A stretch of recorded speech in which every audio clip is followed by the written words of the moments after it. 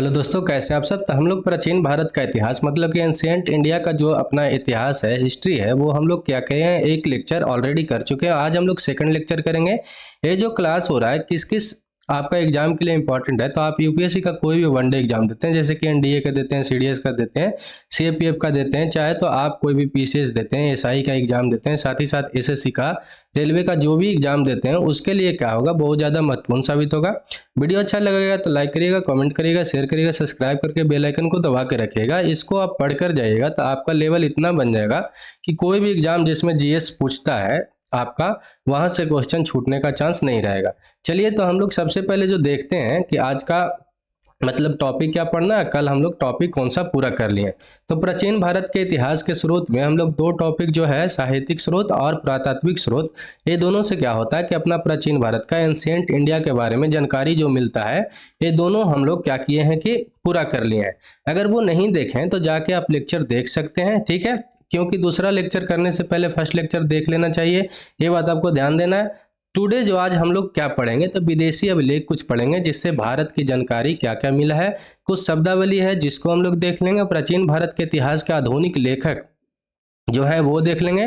महत्वपूर्ण रचना और लेखक जैसे कि अभिज्ञान शकुंतलम का कौन लिखा है, कामासूत्र को कौन लिखा है, ठीक है, आपका सतसई को कौन लिखा है, ये सब ध्यान देना है वहाँ पे, क्योंकि यहाँ से क्वेश्चन हमेशा एक न एक बनते रहता है।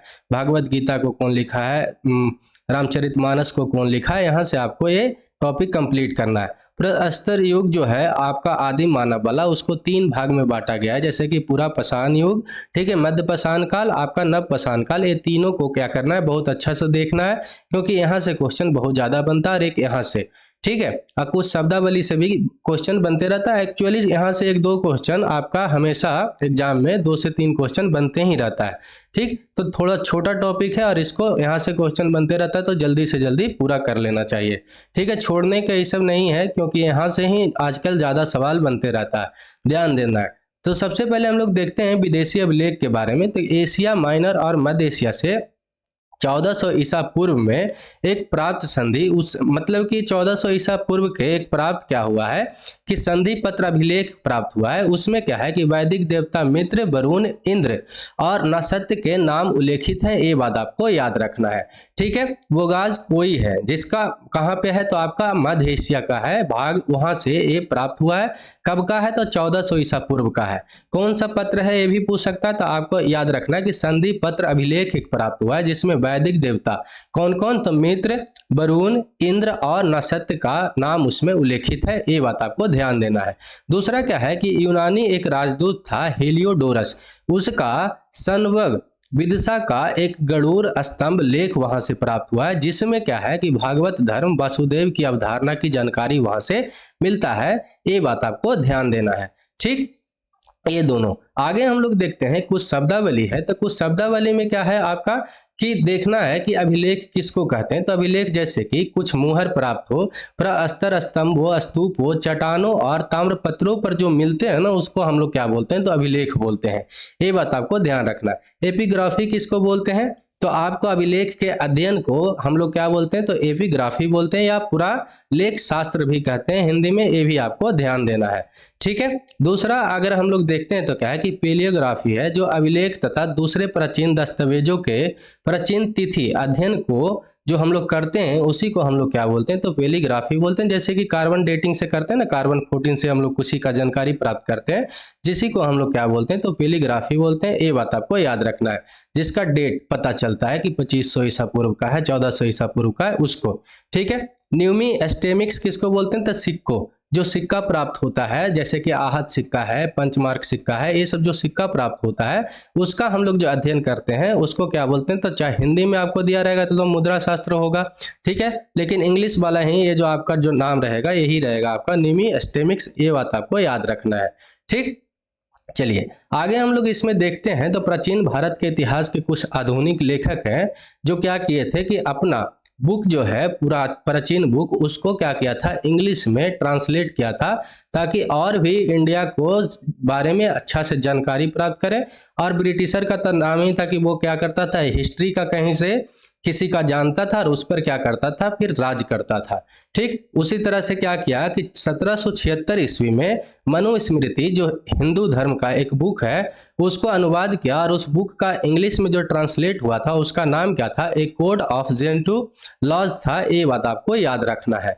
ठीक है, दूसरा क्या था कि सर विलियम जोन्स के द्वारा जो एशियाटिक सोसाइटी ऑफ बंगाल के जो संस्थापक माने जाता है, कौन, तो सर विलियम जोन्स, उसने क्या किया था कि 1789 ईस्वी में अभिज्ञान शकुंतलम का अंग्रेजी में अनुवाद किया था। ये भी पूछ सकता है कि अभिज्ञान शकुंतलम किसके द्वारा लिखा गया था, तो कालिदास के द्वारा। ये बात आपको ध्यान रखना है। ठीक है, किनके द्वारा, तो कालिदास के द्वारा। दूसरा क्या है कि विलिंग्स क्या था कि 1785 ईस्वी में भागवत गीता जो हिंदू धर्म का एक बहुत अच्छा बुक है, पवित्र बुक है, उसको क्या किया गया था कि अंग्रेजी में अनुवाद करवाया गया था। तो कब करवाया गया था ये भी पूछ सकता है, तो आपका 1785 में। दूसरा याद रखना है, ये हमेशा बनते रहता है कि किसके द्वारा किया गया था, तो विलिंग्स के द्वारा। ये बात आपको ध्यान रखना है। ठीक है, चलिए आगे हम लोग देखते हैं। इसमें तो क्या था कि विसेंट आर्थर स्मिथ ने क्या किया था, एक बुक लिखा था अर्ली हिस्ट्री ऑफ इंडिया। उसमें प्राचीन भारत का सुव्यवस्थित इतिहास को इसमें प्रस्तुत किया गया है। इससे प्राचीन भारत का कैसा इतिहास था इसमें बहुत अच्छा से जानकारी मिलता है। जो किसके द्वारा लिखा गया था, आर्थर स्मिथ के द्वारा। जो कौन सा बुक था ये पूछ सकता था, अर्ली हिस्ट्री ऑफ इंडिया। ठीक है, एल बैसम एक इतिहासकार था, कहाँ का था, तो ब्रिटिश इतिहासकार था, जो वंडर दैट वाज इंडिया लिखा था। जहाँ से भी क्या होता है कि इंडियन जो प्राचीन एंशिएंट हिस्ट्री है इंडिया का, उससे भी हम लोग को जानकारी प्राप्त होता है। और जो सबसे अच्छा जो बुक है इंडियन हिस्ट्री के जानने के बारे में, एंशिएंट के बारे में, इंग्लिश में एक बुक है, वो उसका आप याद करिएगा कि क्या है कि an introduction to the studies of Indian history, जो प्राचीन भारत के इतिहास का उत्तम स्रोत है जानने का। ठीक है, किसके द्वारा लिखा गया था, डी कौसम्बी के द्वारा ये लिखा गया है। ये बात आपको ध्यान में रखना है। अगर इसको पढ़ना चाहते हैं तो आप पढ़ भी सकते हैं, मिलता भी है, ऐसा नहीं है कि ये सब नहीं मिलता है, मिलता है। ठीक है, कुछ हम लोग यहाँ से रचनाएं देखते हैं और बार बार यहाँ से क्वेश्चन बनते रहता है। इसमें तो है तो करीब करीब 50 के करीब, लेकिन सारा नहीं पूछता है। आपका मिला जुला जो है इंपॉर्टेंट वही पूछते रहता है। जैसे विज्ञानेश्वर के द्वारा क्या लिखा गया, तो मिताक्षरा लिखा गया है। ठीक है, जिमुत वाहन के द्वारा क्या लिखा गया, तो दाय भाग लिखा गया। कालिदास वाला आपको बहुत ज्यादा इंपॉर्टेंट हो जाता है, ये पूछते रहता है। तब विज्ञान शकुंतलम ये तो पूछता ही पूछता है हमेशा। साथ ही साथ क्या है कि आपका मल्लिका अग्नि मित्रम, ये भी क्वेश्चन पूछता है कि किसके द्वारा लिखा गया, रघुवंश। ये हमेशा याद रखिएगा, लेकिन दो गो जो है आपको ये याद रखना है। अगर इसका आपका पीडीएफ चाहिए तो आप कमेंट कर दीजिएगा, डिस्क्रिप्शन में इसको क्या करेंगे कि डाल देंगे। ठीक है, विशाख दत्त वाला भी याद रखिएगा क्योंकि ये भी बहुत ज्यादा इंपॉर्टेंट होता है। तो विशाख दत्त वाला क्या लिखा गया था, तो मुद्रा राक्षस, ये तो आप सुने भी होंगे। और देवी चंद्र गुप्तम, ठीक है, ये बात आपको याद रखना। शूद्रक के द्वारा तो आपका मृच्छ कटिकम लिखा गया है, और वात्स्यायन के द्वारा कामसूत्र।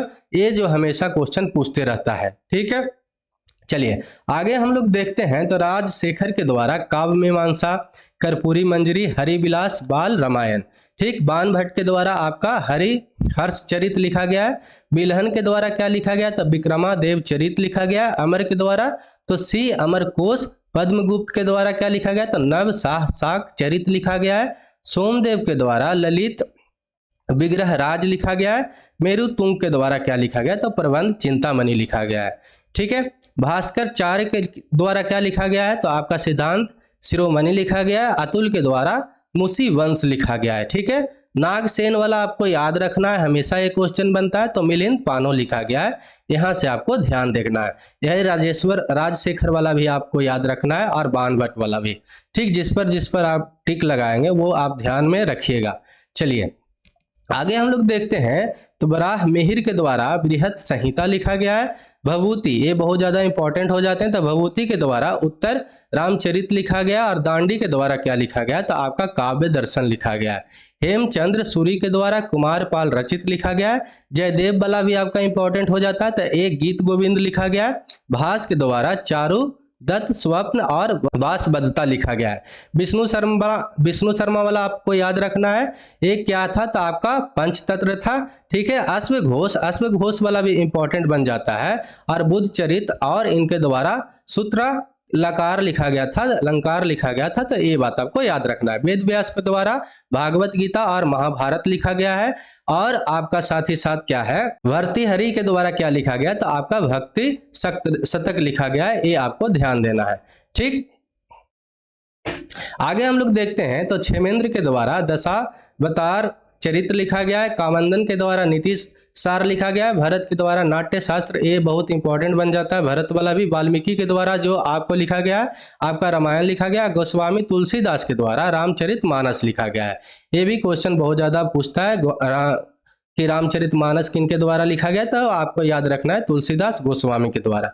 ठीक है, हरिसेन द्वारा क्या लिखा गया, तो बृहत कथा कोश। ठीक, माघ द्वारा जो शिशुपाल वध हुआ था, हम लोग जानते हैं कि शिशुपाल जो 100 गलती करने के बाद कृष्ण को मारना था, एक कथा जो लिखा गया किनके द्वारा लिखा गया, तो माघ के द्वारा। सारंग देव के द्वारा आपका संगीत रत्नाकर लिखा गया। श्रुत के द्वारा क्या लिखा गया, तो श्रुत संहिता लिखा गया। नागार्जुन बहुत ज्यादा इंपॉर्टेंट हो जाते हैं, इनके द्वारा क्या लिखा गया, तो सत्य सहसिक्रा लिखा गया है, ये आपको ध्यान देना है। ठीक, आगे हम लोग देखते हैं कि बिहारी एक राजस्थान का एक क्या थे, कवि थे जो राज्य दरबारों में रहते थे, उनके द्वारा क्या लिखा गया था, सतसई लिखा गया था। और सतसई में इनका एक कविता बहुत ज्यादा इंपॉर्टेंट हो जाता है, जो है आपका कहत नटत रिजत खिलत मिलत खिलज लजियात भरे भवन में करत है नैनो के दो बात। ये आपका कविता क्या है, सतसई भाग का ही। सतसई में क्या होता था कि 7 रागों का उसमें ध्यान रखकर बहुत ध्यान से बहुत मिलाकर क्या होता था, कविता को ऐसा बनाया जाता था कि बहुत वैज्ञानिक लगता था। ठीक है, कविता तो एक्चुअली भावना होता है, लेकिन बिहारी ये सब जो ऐसा कवि थे कि एक बहुत ही जो मतलब रचना करते थे, सटीक करते थे। ठीक, इसीलिए ये जो है बिहारी जो है ये राज दरबारों में बहुत ज्यादा इनका क्या होता था, सम्मान होता था। राज दरबार से इनको बहुत ज्यादा दान भी दिया जाता था। ठीक, ये भी बात आपको याद रखना, बिहारी बिहार के नहीं थे, कहाँ के थे, तो आपको राजस्थान के। ठीक, ये भी ध्यान देना है। नारायण भट्ट जो है हितोपदेश लिखे थे, और सोमेश्वर जो थे कीर्ति थे, कौमुदी लिखे थे, ये ध्यान रखना है। अकत्यायन जो था गार्गी संहिता लिखे थे, जिसको ज्योति ग्रंथ भी बोलते हैं, ये आपको ध्यान रखना है। ठीक, इतना है लेखक और इसका रचना। ठीक है, इसमें ज्यादा जो ध्यान देना है आपका ये बिहारी वाला ध्यान दीजिएगा, अगर राजस्थान से हैं तो वो वाला तो आपको ध्यान ही देना है, कात्यायन वाला, और साथ ही साथ आपका कालिदास वाला, भरत वाला, वाल्मीकि वाला, गोस्वामी तुलसीदास वाला, हरिसेन, नागार्जुन वाला, ये बभूति वाला, जयदेव वाला, अश्वघोष वाला, वेदव्यास वाला, विष्णु शर्मा वाला। ठीक है, इतना आपको ध्यान देना है। आगे का जो हम लोग को टॉपिक पढ़ना है क्या है, प्रस्तर युग मतलब कि आदि मानव। अब आदि मानव का जो है ना कुछ जानकारी जो प्राप्त हुआ है, कोई लिखित सामग्री नहीं प्राप्त हुआ है उस समय का, जो भी खुदाई से कहीं से प्राप्त हुआ है उसका कोई लिखित जानकारी नहीं है। जो भी प्राप्त हुआ है कुछ मोहर प्राप्त हुआ है, कुछ फिजिकल वस्तु जैसे कि मृदभांड है, कुछ हथियार है, ये सब प्राप्त हुआ है। तलवार मतलब क्या, वो मत समझ लीजिएगा कि लोहा का, उस समय लोहा का कुछ बनता उनता नहीं था। क्या चीज का, पत्थर का कुछ कुल्हाड़ी बना हुआ है, ये सब चीज, हड्डी का कुछ बना हुआ है, ये सब मतलब तलवार का मतलब वही वाला चीज नहीं समझ लीजिएगा जो अभी आधुनिक में होता है। ठीक है, ये बात आपको ध्यान रखना है। इस काल के इतिहास की जानकारी जो है मुख्यतः पुरातात्विक स्रोतों से प्राप्त होती है, कोई लिखित सामग्री से प्राप्त नहीं होता है। मनुष्य के विकास के आधार पर मानव सभ्यता को 2 भागों में विभक्त किया गया था, एक तो पाषाण युग, एक क्या था आपका धातु युग। ये बात आपको याद रखना है। इतिहासकारों के अनुसार में इस सभ्यता का उद्भव एवं विकास परिनूतन, नूतन मतलब क्या होता है, तो नया होता है, ये भी ध्यान रखना है। नूतन जो वर्ड है नया से, जैसे कि कहता है ना कि कोई नदी जो है अभी नूतन अवस्था में, मतलब कि न्यू अवस्था में है। ठीक है, नूतन काल में हुआ था, ये आपको ध्यान रखना है। चलिए आगे हम लोग देखते हैं तो प्रस्तर युग को कितने भागों में बांटा गया, तो 3 भागों में बांटा गया है। एक तो पूरा पाषाण काल है, ठीक है, इसको पूरा पाषाण युग भी बोलते हैं, काल को जानते हैं। आपका मध्य पाषाण काल है, और साथ ही साथ आपका नव पाषाण काल है, जियो नियोलिथिक युग बोलते हैं। यहाँ से क्वेश्चन बनता है। ये जो आखेटक वर्ड है आपका कि पूरा पाषाण काल के लोग कैसे थे, तो आखेटक का मतलब होता है कोई जो शिकारी होता है ना, मांस खाने वाला, शिकार करने वाला किसी जानवर को, उसको हम लोग क्या बोलते हैं, तो आखेटक बोलते हैं। और खाद्य संग्रह थे, खाद को क्या मतलब कि खाने का जो चीज होता था, कोई फल होता था, उसको जमा करते थे और शिकार करते थे। इनका मेन भूमिका था कब, तो पूरा पाषाण काल में। ये बात आपको याद रखना है। मध्यपाषाण काल में भी ये आखेटक थे, लेकिन साथ ही इसमें क्या हुआ कि अब पशुपालन भी करने लगे थे। और नवपाषाण काल में क्या हुआ कि ये सब जो थे खाद्य उत्पादन भी करने लगे थे, मतलब कि कुछ कुछ जो अनाज है उसको उपजाने भी शुरू कर दिए थे। ठीक, धीरे धीरे विकास हुआ है और आज जो है मॉडर्न युग में आया हुआ है। ठीक, ऐसा नहीं है कि जो अभी आप देख रहे हैं वो पहले था। ठीक, तीन जो पहला जो है आपका पूरा पाषाण काल का, उसका कुछ उपभाग भी है और वो कितने हैं तो तीन है। तो पहला जो है आपका निम्न पूरा पाषाण काल है, जो 5 लाख ईसा पूर्व से 50,000 ईसा पूर्व तक की ये प्राचीन इतिहास है। ये बात आपको याद रखना है। कब से कब तक? तो 5 लाख ईसा पूर्व से 50,000 ईसा पूर्व को हम लोग क्या बोलते हैं तो निम्न पूरा पाषाण काल बोलते हैं। इस काल में जो था कि जो मानव जीवन था अस्थिर था, कोई एक सटीक जगह पे नहीं रहता था, कभी यहाँ पे कभी वहाँ पे। कारण क्या था कि उस समय जंगल में रहता था आदमी, और जंगल में रहता था तो वहाँ पे जानवर भी बहुत सारा रहता था, तो वो सब अपना जीवन को बचाने के लिए अस्थिर ही रखता था। ठीक है, एक जगह रहता तो वो भी नहीं बचता। ठीक है, और इसी काल में क्या हुआ कि अग्नि का जो आग है उसका क्या हुआ आविष्कार हुआ। ठीक है, मानव समूहों में शिकार कर अपना भोजन संग्रह करता था, जो अभी हम लोग देख रहे थे कि आखेटक थे। ठीक, वही। ठीक है, साथ ही साथ ये क्या करते थे अपना भोजन भी संग्रह करते थे शिकार करके, और साथ ही साथ कुछ फल भी ये सब खाते थे तो उसको भी संग्रह करते थे। ठीक, भारत में पूरा पाषाण कालीन के औजार का जो हुआ था सर्वप्रथम कब हुआ था तो आपको 1863 ईस्वी में हुआ था। और कौन किया था तो रॉबर्ट ब्रूस फूट ने किया था। ये बात आपको ध्यान देना है। इस समय का मुख्य औजार क्या था तो कुल्हाड़ी था। ठीक है, हस्त कुहार था। ठीक, बिदारनी था, और साथ ही साथ खंडक था जिसको हम लोग चॉपर बोलते हैं। ठीक है, ये जो है पूरा पाषाण कालीन ये किस किस क्षेत्र से अभी तक प्राप्त हुआ है जानकारी मिला है। ठीक है, अभी खोज होगा तो कहीं और भी मिल सकता है, लेकिन मेन जो प्रमुख स्थल है इसका कहाँ पर था तो आपका कश्मीर है। ठीक है, थार हम लोग जानते हैं जो राजस्थान में है, थार मरुस्थल भी है। ठीक, दूसरा बात क्या है कि बेलन घाटी जो मिर्जापुर उत्तर प्रदेश में है, भीमबेटका। ठीक है, भीमबेटका का गुफाएं कहाँ पे है तो आपका मध्य प्रदेश में, सोहन नदी घाटी जो पंजाब पाकिस्तान वाला। ठीक है, पंजाब को दो भाग में बांटा गया था जब पंजाब अलग हुआ था ना, तो पंजाब पाकिस्तान में भी बहुत ज्यादा है। अब पाकिस्तान का जो एरिया है ना पंजाब वाला क्षेत्र पाकिस्तान में वो ज्यादा है, बड़ा भी है। ठीक है, थार मरुस्थल आप याद रखिएगा कहाँ पे है तो राजस्थान में। और एक बात और याद रखिएगा कि कोई पूछता है कि मरुस्थल किसको बोलते हैं तो आपको रेगिस्तान किसको बोलते हैं, जहाँ पे 25 सेंटीमीटर से क्या होता है बारिश कम होता है उसको हम लोग क्या बोलते हैं रेगिस्तान बोलते हैं। ये बात आपको ध्यान रखना है। ठीक, चलिए आगे हम लोग देखते हैं कि मध्यपुरा पाषाण काल क्या था। तो मध्यपुरा पाषाण काल कब से कब तक पहले जाना जाता है तो ये बात आपको ध्यान रखना है कि 50,000 ईसा पूर्व से आपका 40,000 ईसा पूर्व तक आपका जो था निम्न पूरा पाषाण काल कहाँ से कहाँ तक था तो आपका 5 लाख से लेकर कहाँ तक 50,000 ईसा पूर्व तक। लेकिन मध्य पूरा पाषाण काल कहाँ तक है तो आपका 50,000 से लेकर 40,000 ईसा पूर्व तक के बीच का जो है उसको हम लोग कहाँ पे रखें तो मध्य पूरा पाषाण काल में। ठीक है, यहाँ पर क्या हुआ कि अग्नि का व्यापक रूप से प्रयोग किया गया, यूज किया गया, और इसको क्या कहते हैं तो फलक संस्कृति भी कहते हैं। ये भी ध्यान देना है। इस काल में क्या है कि पत्थर के गोले से वस्तुओं का निर्माण किया गया। और इस समय का मुख्य औजार क्या था तो आपका फलक था, भेदनी, छेदनी और खुरचनी था। ठीक है, इसका प्रमुख स्थल जो प्राप्त हुआ है अभी तक कहाँ से तो मिर्जापुर आपका उत्तर प्रदेश वाला। ठीक है, निवास आपका महाराष्ट्र से और उड़ीसा से।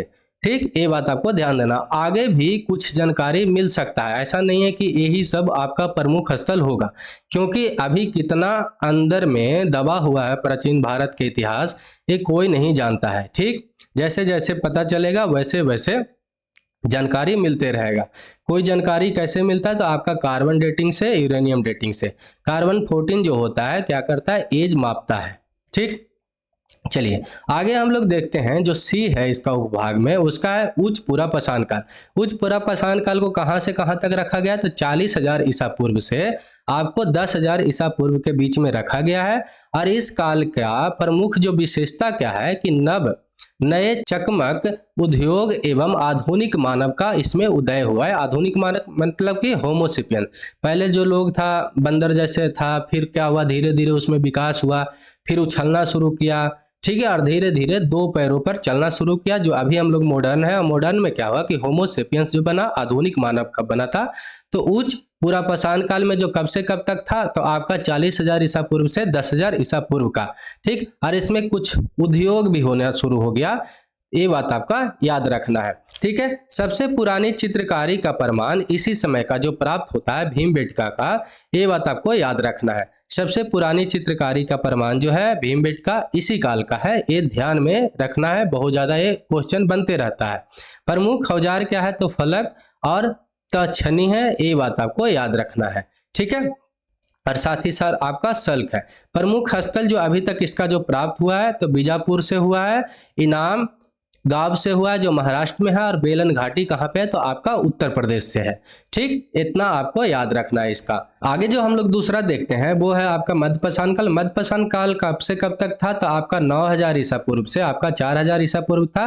ठीक, यहाँ से क्या हुआ कि पशुपालन की प्राचीनतम साक्ष्य प्राप्त हुआ है, कहाँ से, तो आपका बगोर राजस्थान और आदमगढ़ मध्य प्रदेश से। ये बात आपको याद रखना है, ये क्वेश्चन पूछ सकता है कि पशुपालन का प्राचीनतम साक्ष्य कब से या कहाँ प्राप्त हुआ है, कहाँ से प्राप्त हुआ है, तो बगोर राजस्थान से और आदमगढ़ मध्य प्रदेश से। ठीक है, इस काल में जो है सूक्ष्म पाषाण का जो था, फलक का उद्योग भी था, मिला है यहाँ इसका। ठीक, और साथ ही साथ याद क्या रखना है कि मुख्य औजार जो पत्थर के बहुत छोटे औजार थे, इसका मुख्य औजार था, ये बात आपको याद रखना है। क्या चीज का था, तो पत्थर के बहुत छोटे औजार इसका मुख्य औजार था। ठीक, नव जो है मध्यपाषाण काल का, सॉरी। ठीक है, दूसरा जो हम लोग देखते हैं इसका प्रमुख स्थल के बारे में, तो प्रमुख स्थल जो मध्य प्रदेश में है, आदमगढ़ आपका होशंगाबाद, भीमबेटका जो कहाँ पर है, आपका भोपाल में है, ये मध्य प्रदेश में ही है, बधौर है जो सिंधी के पास है। राजस्थान में कौन सा जगह है, तो बगोर है आपका, जो ये अभी है, जो यहाँ से क्या मिला है, तो आपका पशुपालन के प्राचीनतम साक्ष्य मिला है। दूसरा क्या याद रखना है कि गुजरात से, गुजरात का कौन सा जगह, तो लंग नाज है। उत्तर प्रदेश का आपको देखना है कौन सा, तो महागढ़, मेजा और प्रतापगढ़, ये बात आपको याद रखना है। बिहार से जो है पाय, सरा, मुंगेर, ये याद रखना है इसका मध्यपाषाण काल का महत्वपूर्ण जगह जो अभी तक मिला है। ठीक है, आगे हम लोग देखते हैं नवपाषाण काल के बारे में। तो नवपाषाण काल जो है आपका 9,000 ईसा पूर्व से आपको 700 ईसा पूर्व में जो विश्व है ये मानता है। विश्व जो मानता है कब से कब तक मानता है, वर्ल्ड जो मानता है नवपाषाण काल का 9,000 ईसा पूर्व से आपका 700 ईसा पूर्व। लेकिन भारत क्या मानता है कि क्या कहता है कि 2500 ईसा पूर्व तक था। ठीक, 2500 ईसा पूर्व से ही नवपाषाण काल का क्या हो गया था, शुरुआत हो चुका था। ठीक है, इस काल में जो है मानव ने क्या किया है कि खेती करना अपना प्रारंभ कर दिया था। खेती करना जो अभी जो हम लोग करते हैं, इसका प्रारंभिक जो स्थिति था इस समय हो चुका था। ठीक है, इस समय का जो मुख्य औजार क्या था, तो आपका पॉलिशदार पत्थर का औजार था मुख्यतः, और पत्थर की कुल्हाड़ी और हड्डियों के औजार भी मिले हैं। इसका जो प्रमुख स्थल क्या है, तो मेहरगढ़ जो पाकिस्तान से प्राप्त हुआ है, बुर्ज होम, ठीक है, आपका गुलफरौल कश्मीर, ठीक है, कोलडिहवा उत्तर प्रदेश से, चिरांद जो है आपका बिहार से, ठीक है, तरु जो है आपका कहाँ से है, तो असम से, ब्रह्मगिरी, कोडेकाल, हुरुकल, आपका मस्की, पिकलिक जो है ये सब कहाँ से प्राप्त हुआ, तो आपका कर्नाटका से है, कर्नाटका का जगह है, और कुछ पायमपाली जो आपका तमिलनाडु से। ये बात आपको याद रखना है, इसका क्या है कि प्रमुख स्थल अभी तक प्राप्त हो चुका है।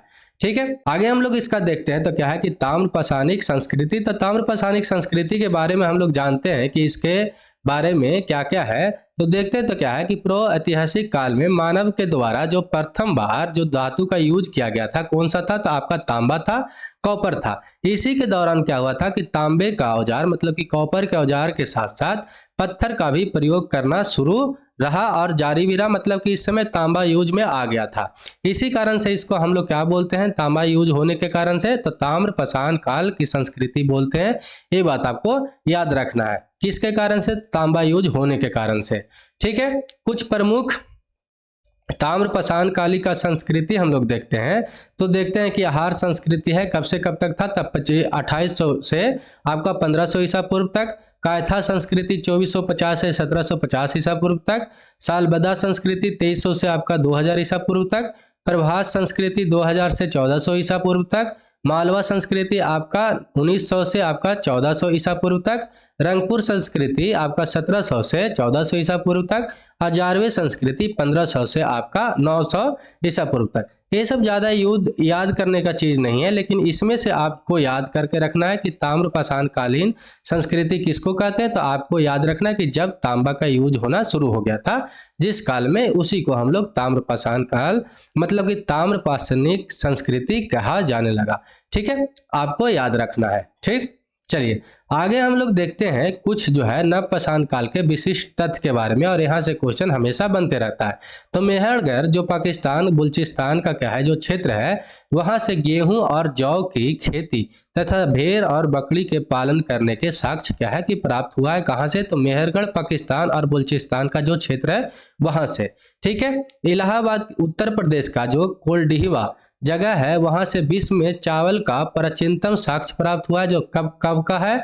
ऐसा माना जाता है कि 6000 ईसा पूर्व का है, जब कार्बन डेटिंग उसमें किया गया, उसका जानकारी प्राप्त किया गया तब।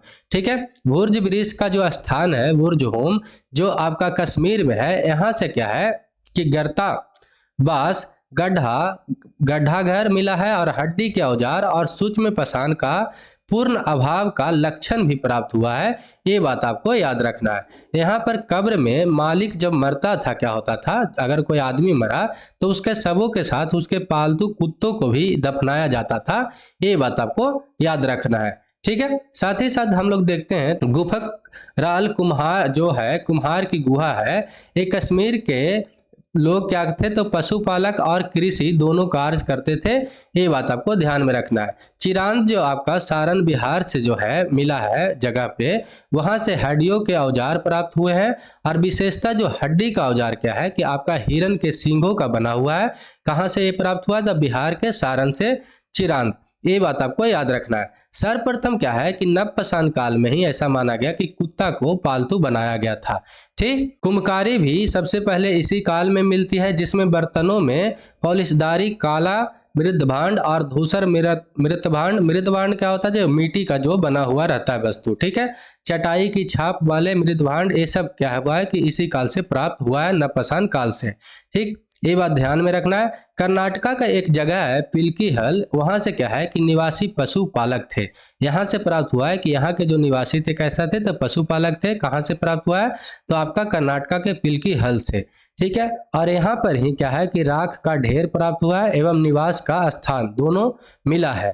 ठीक, तो चलिए आज के लिए इतना ही। वीडियो अच्छा लगा हो तो क्या करिएगा, लाइक करिएगा, कमेंट करिएगा, शेयर करिएगा, सब्सक्राइब करके बेल आइकन को दबा के रखिएगा। अगला दिन जो हम लोग टॉपिक स्टार्ट करेंगे हड़प्पा कालीन का, मतलब कि सिंधु सभ्यता शुरू करेंगे, जहां से क्वेश्चन बहुत ज़्यादा बनता है और बहुत ज़्यादा इंपॉर्टेंट होता है। उसके बाद मौर्य काल, आपका जैन धर्म, बौद्ध धर्म, ये सब खत्म करते हुए हम लोग क्या करेंगे कि जो भी आपका एंशिएंट इंडिया में है, एंशिएंट इंडिया के हिस्ट्री पढ़ना है, उसको जल्दी से जल्दी खत्म करके हम लोग हिस्ट्री को जितना भी आगे जो टॉपिक है मिडिएवल इंडिया, मॉडर्न इंडिया से हम लोग जानते हैं कि ज़्यादा क्वेश्चन बनता है, तो सब भी हम लोग जल्दी खत्म कर लेंगे। चलिए ठीक है, जय हिंद, जय भारत।